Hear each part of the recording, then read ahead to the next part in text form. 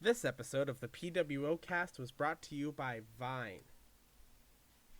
It's more than an app. It's more than where the grapes grow. It's more than those video compilations on YouTube stealing millions of creators' content every day. Vine is an experience. Vine is a state of being. You cannot truly master Vine until you truly master what it means to be a comedian and means to be funny. Vine. Experience it. That was a really deep fake ad for Vine. Who cares? pWoCast social media links are in the description. Something about those double recording session days after you've already worked a day. Yeah, I was gonna say I worked 10 to 3 today. I worked pretty much 8 to 4, 8:30 to 4 ish. Uh, and, That's and so, what were your job responsibilities today? oh my job responsibilities today. Well, I work at a summer camp first of all. So I had to bring the kids. We did a hike up a hill to a pond. And then we did watercoloring. And then the book uh, bus came in. I'm not going to call it its actual name because that might give away where I live.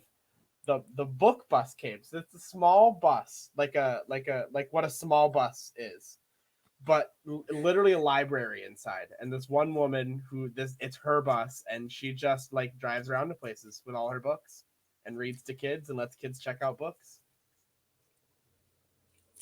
That sounds like a fantastic time on the It book bus. the When book you're a kid, oh my. it's great for me because it's basically a break. Yeah, exactly. She's kind of in charge then. Yeah, she's got them then. That's when I can like peek at my phone. Oh, cool. Got another text that I can't answer for 5 hours. Yeah. What were your job responsibilities like today? Oh, thank you for asking. I can sum it up in one word. Uh, the one word for my job responsibilities today would be watermelon. That is all I did. I I cut watermelon. I washed watermelon. I prepped watermelon to be cut, and then I actually did the cutting of said watermelon. What a And shitty job if you love watermelon. I put it into bowls to be packaged for that to be sold just to people. Regular watermelon. For other people, you don't get that Exactly. watermelon. That's not your watermelon. You might have put in all of the work to cut it and clean it and make sure it was safe, but that's their watermelon, not yours.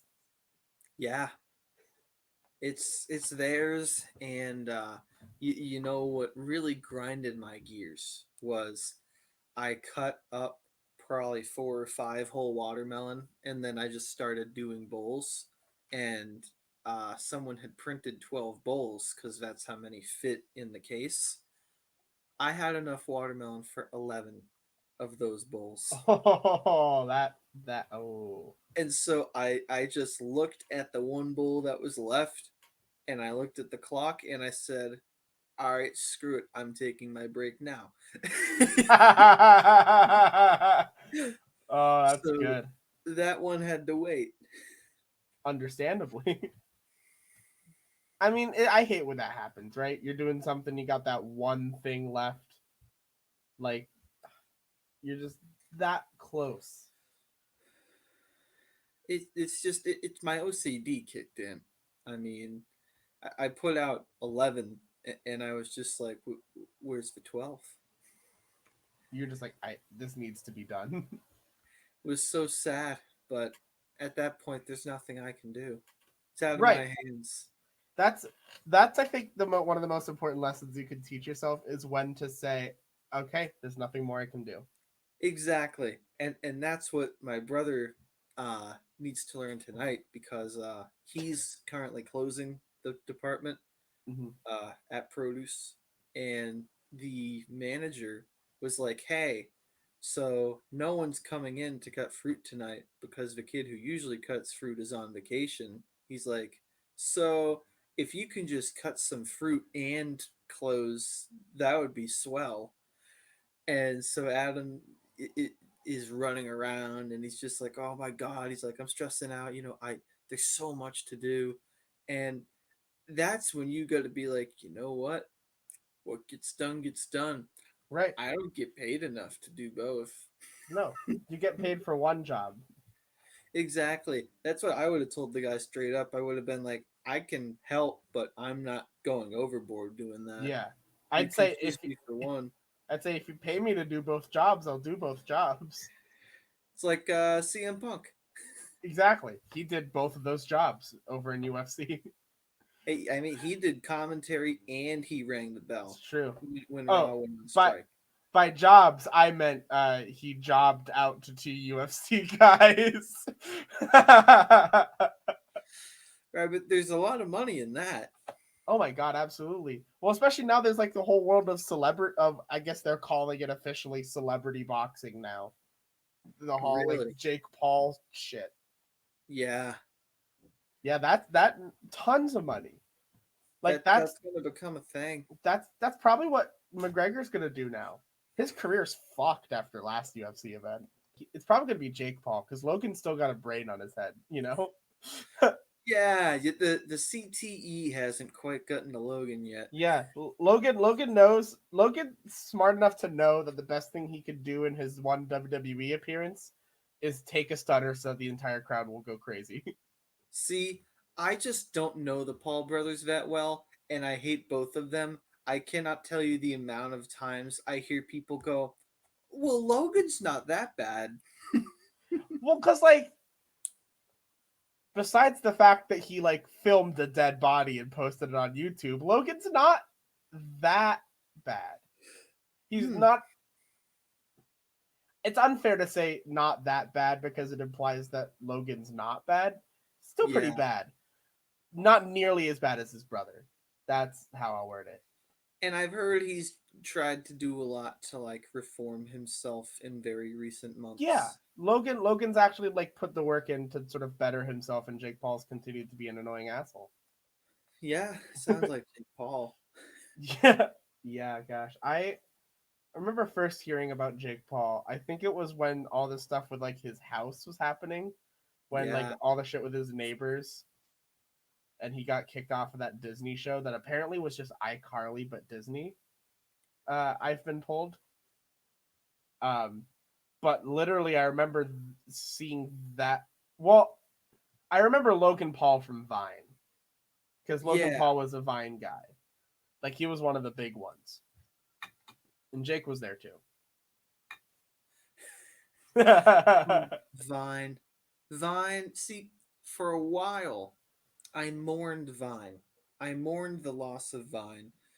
And that's what kept me from enjoying TikTok. But now that TikTok is as prevalent as it is, and do we actually miss Vine, or do we just miss the same videos that we watch over and over again in the Vine compilations? Because those videos will always be there. Or do we miss not just Vine? Do we not even care about the videos, but do we just miss the feeling that they brought us when we were children? Do we miss the feeling of Vine? Vine isn't a video sharing app. Vine's not even a video viewing app made by Twitter. No, Vine is an experience. Vine is something greater than all of us. Yeah, this is an issue that should be brought to the gentleman over at the Theory of Humor podcast. Oh, well, actually, I have to correct you here because if I don't, Micah will. The Theory of Humor is a show on YouTube, not a podcast. I was so close. You know what? I say the Theory of Humor is a podcast all the time, and I always get corrected. So I'm sure I will when I record with him. The thing we do the most is podcasts. That's the thing. Like sometimes I'll even trip up when I'm working on like one of my YouTube videos, and I'll be like, "Oh yeah, I was working on a podcast." Nope. why did we start a podcast? I don't remember like what our actual conversation was to start this. Yeah. Like I love doing it. I don't remember how we started it though. Well, it happened that I think I had done the Devoid stuff for a couple months, and we had the idea to make this a faction. And I think you had always wanted to do a podcast with someone just outside of Devoid. Well, And yeah, actually, if you want to get more specific, I think what it was mostly is that I really wanted to do a podcast with you. yes, yeah, and thank you. And it was a good time, and we sort of had a good rapport, you know. We've Yeah. always had that, but especially when it came to, you know, avoiding that time in the pandemic, and you were just like, hey, do you want to do our own podcast? And I was like, heck yeah, you know. It's kind of crazy how like in being so far apart from each other due to the pandemic, we've grown like significantly closer as friends, That's how it's been with a lot of people, which is honestly. it's really weird, right? Like you spend so much time apart, but also at the same time they grow. Yeah, I mean that's how me and my ex got together. I mean, the pandemic hit, and immediately you just start connecting with people more on your technology, Right. you know? I think it's because everyone is like communicating on the same means. You know what I mean? Yes. Everyone sort of has the same level of not the same level, but the same platform of communication, you know?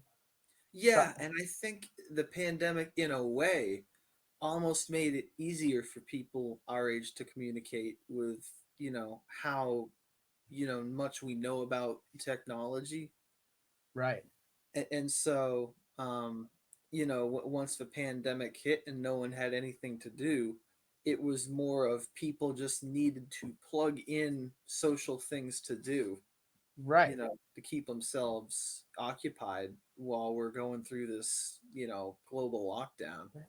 It was also really interesting in seeing the people that we grew closer to because of all the technology, and also the fact that there's quite a few people who I sort of grew distant from when it came Yeah, to social interaction had to happen over social media.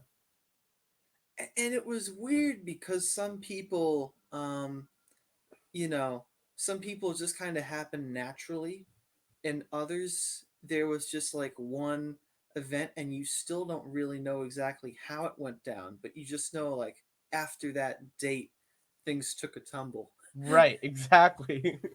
it's it's so it's hard for someone like me because I'm a pretty sensitive person. But also I'm a pretty anxious person a lot of the time. While simultaneously also not really putting that work in, which is not good on me, and I recognize that. But also I get like, why aren't people putting in the effort to talk to me? You know what I mean? Like I take it as not like a oh they're doing other things, but as like a slight on me. You know what I mean? And I fell into that trap for so long. Literally, that's exactly how I thought too at the beginning of the pandemic. And because my thing was, one of my friends um, would regularly like just leave my texts on open or whatever, and Mm. uh, that like really got to me over time. And so I had a conversation with him, and I was like, "Yeah, I was like, this has already been blown out of proportion once before in my life." I'm like, "But I just want to let you know that like that hurts." And he just kind of looks at me and he goes, James, he goes, let me tell you something. He goes, so see this is my phone, right? I'm like, yeah. He goes, now do you see what it's on? I'm like, no. He goes, yeah. He goes, it's a text from my grandmother from 2 days ago that I still haven't responded to. He's like, so understand that it's not at all a you thing, it's just I am awful at responding to texts. And so I'm like, oh. I never considered that like you're just a bad responder in general. That's crazy. I when I was in high school, I wasn't a good responder. I would like I had a hard time thinking of things to respond with, so I wouldn't. And I had an experience where someone that oof, how do I start talking about this on the podcast? So Mm-hmm. so there was someone when I was in high school. Didn't expect us to become here's why I'm the way I am. There was someone I in high school that I was friends with, and then I hate saying the had a thing with, because whenever I hear that, I was like, what does that mean? But like had a thing with, that's important. Uh, with, and they would always like as soon if I forgot to respond to them, it would immediately be, why do you hate me, with them. And that and you know me. We're really good friends, right? I'm a Exactly. huge people pleaser, right? So Yeah, someone sends me, why do you hate me? My immediately thought is, oh no, I don't want you to think I hate you. What do I have to do to make you think I don't hate you? exactly.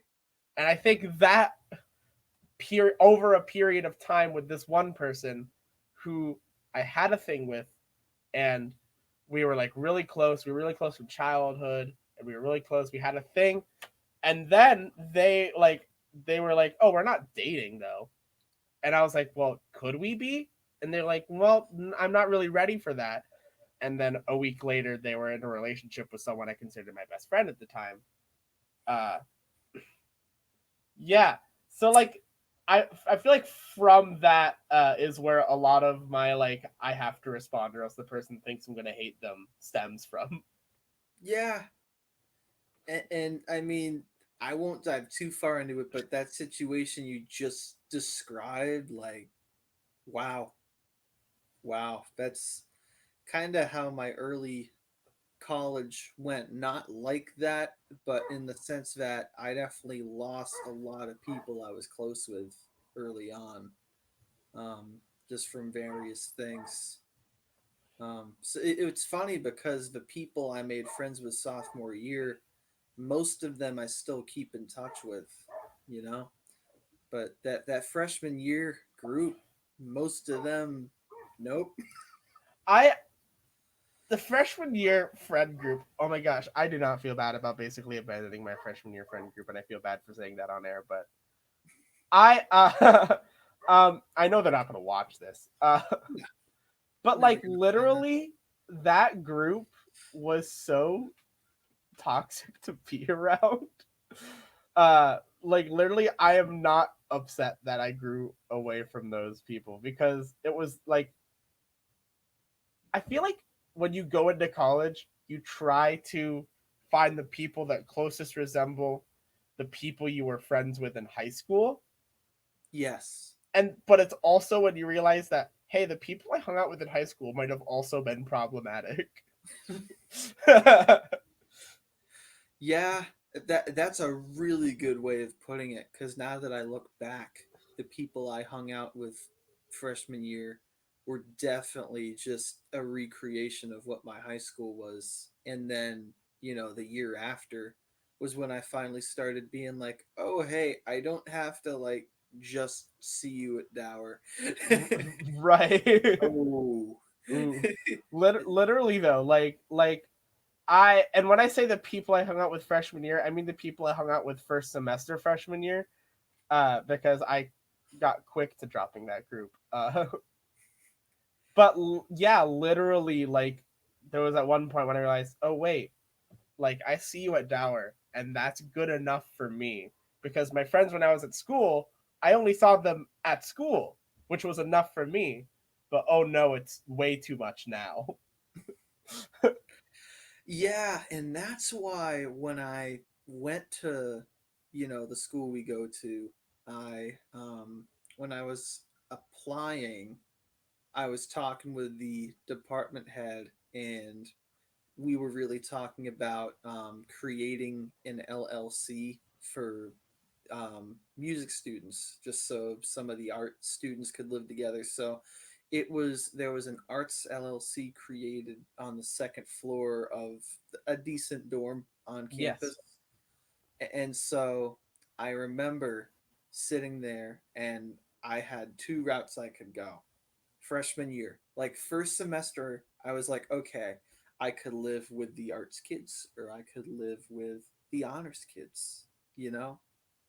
And I've probably said this on air already a couple times, but I always remember choosing the honors kids because if I chose the honors kids and I just didn't like my roommates, I could still hang out at the music building. But if I chose to live with music people and I couldn't stand them, there's no escape. There's No, no escape. no. Even if you want to, there were some people in. I lived in that LLC, that hallway, and who boy would I tell you, there are some people you can't avoid.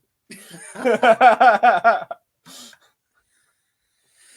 Oh my gosh. But yeah, that freshman year, man, that was, oh, I'm old. That was 3 years ago.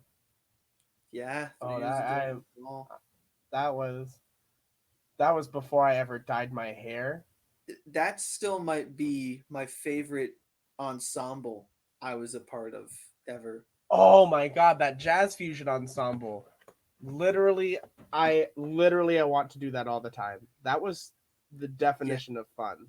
that was so great. I mean, the fact that they said, "Hey, want to come play jazz," and then we basically had an entire ensemble dedicated to Steely Dan for a semester was just chef's kiss. Steely Dan, Chick Corea. Oh, That was it, and the director. That was yes, it. It was was it literally literally just those three pieces? because it was literally, well, it was four because we had two The Steely original. Dan songs. That's right. Oh my god, what were the two? Oh, I Oh, know 'em. It was Kid Kid Charlemagne, Charlemagne and Josie. Josie. That's the one. Oh, so great. And then oh my god, the other one, the Chick Corea one, I still listen to a lot too. Do do ba-do da ba-do do ba-do do do Oh, do do ba-do da that ba-do was da so much ba-do fun. ba-do ba-do. Honestly, learning that was so much fun, and rehearsing that was not as fun. Just Yeah, because it was a really weird thing to rehearse. Because like mostly I mean the first intro part was very much like, oh yeah, you go at your own pace and the guitarist will follow you. The guitarist wasn't, so I had to figure it out. and the other problem is like half the rehearsal was spent with the director like trying to help the synth player figure out what a synth does. And then the other half was him telling us about all his past gigs. At Martha's Vineyard. Oh my god, the freaking Martha's Vineyard gigs. What a Oh classic story. Gosh, I miss school. yeah, I miss it too. I'm apprehensively excited to be back because this is the semester where they're going to be like, hey, so remember all those classes you took? You actually have to tell us what you learned. And I'm going to be like, oh no. Oh no! Oh no! Can I use a book? No, you need to remember that. See, you know what's crazy though? Coming into What? next year, you're a senior, right? I'm still a junior technically That's right. That's right. because I took that semester off last semester. I'm still technically a junior at that school. Now, let me ask this. Um, would you still have enough classes left that you wouldn't be able to do it in 2 semesters? Like, are you trying to stay an extra? I, um, I would still be taking a second semester, ninth semester. Would it be? Yeah, I would still be taking a ninth semester regardless if I took last semester off. Oh, okay. Um, so with taking last semester off, that probably pushes my timeline to like another two full school years. Yeah. Hopefully, maybe I only have to do the next three, but with the double major, it's going to be very difficult. Yeah, I was just thinking that because I'm thinking my major, is probably the most loaded major in the department. and you've got a double. Yeah. Thank God I dropped that. Oh my gosh, I wouldn't be Yeah. able to handle myself. I So think I much prefer the two majors instead of one major, but that major is music education. yeah, man, do we just hate our lives? Yeah. Why did you not switch, James? Why are you doing this to yourself? Oh, you know, I almost let who's in charge of the major dictate what I did. Like I almost just switched out because of them. That's exactly what I didn't do. Is at some point I just said, you know what? I lead my college path. I don't care what he says. I don't care what they say. I'll lead my path. All right? I'll lead my path and you can watch and support me, but I'll lead. Thank you. Yeah. Oh, but there's the head of music ed. Uh is that who you're talking about for people trying to push you to state? You know what? She pushed hard for me not to drop the ed.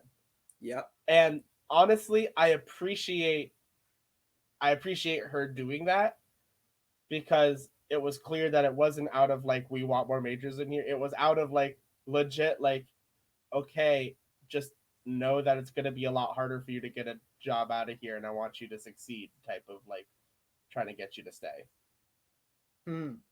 which I really appreciated coming from her. Yeah, that's a rarity Yeah, from because the her. head of music ed. Wait, nope, not head of music ed. Sorry, it was a different person pushing me to stay in music ed, but it definitely wasn't that person. I just left, and I actually don't think I've talked to her since that last music ed meeting I was in. No, I was talking about the head of instrumental music who was pushing me, or instrumental, the head of Wind Symphony was pushing me to stay in the music ed Ah, major. Which now that I say that probably makes a lot more sense. makes a lot more sense. Okay, yes. Yes. Yes. Yeah, that She was person. wicked pushing me to stay because she was like, I just want you to succeed. And she is so good like that. She did not like me much this semester. This This semester, why past not? semester. Because it was clear I just didn't study. Okay, that's fair. See, the thing is, she was mad at me, but I understood why she was mad at me, so I wasn't mad at her. Right. So literally, she'd be mad at me, and in my head, I'm just like, hey, I'd be mad at myself too. It's okay. Yeah, I would have said like, yeah, I get it. I'm sorry. This is all me. You could be mad at me as long as you want. I understand completely. Yeah. And that's important to note too. Like I feel like it's a big strength to recognize. Oh yeah, someone's probably pissed at me for this. Yeah, well, just perspective, that's a huge thing. And Yeah. it's taken me a while to really come around to it, but I think I'm finally able to sort of use perspective a lot. Um, Yeah.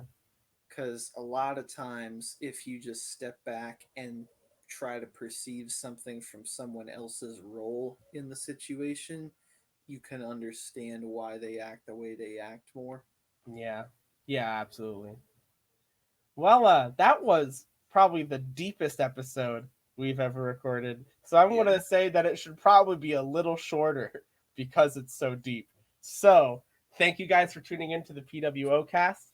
Our social media links are, of course, always in the description. Stay cool, stay classy. We'll see you next time.